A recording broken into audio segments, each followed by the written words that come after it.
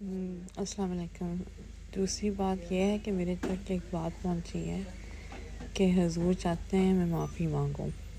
اب میں یہ خط اٹیچ کر رہی ہوں 15 سپٹمبر کا، جس کا جو یہ آڈیو لیک وائرل ہوئی ہے 11 دسمبر کو، اس کے اوپر میں نے معافی مانگی ہے، میرے باتوں کی نہیں، جو میرا لب و لہجہ تھا، اور میں نے جو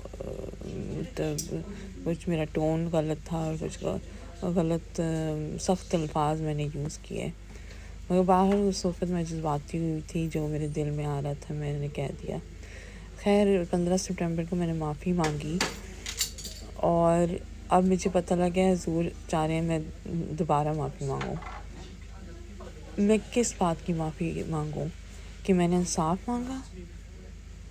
اس بات کی معافی مانگوں کہ حضور کو کہا تھا اپنا شفقت کا ہاتھ میرے سر پہ رکھ لیں؟ اس بات کی معافی مانگوں کہ حضور نے کہا تھا تم نے عامر کو پیش کیا؟ کس چیز کی آخر میں معافی مانگوں؟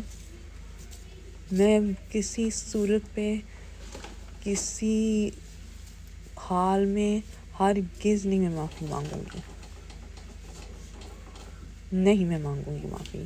ایک دفعہ مانگ لی ہے، بس میں نے اپنا فرض ادا کر لیا، اور میں دوبارہ معافی نہیں مانگوں گی، نہ میرا بنتا ہے معافی مانگنا۔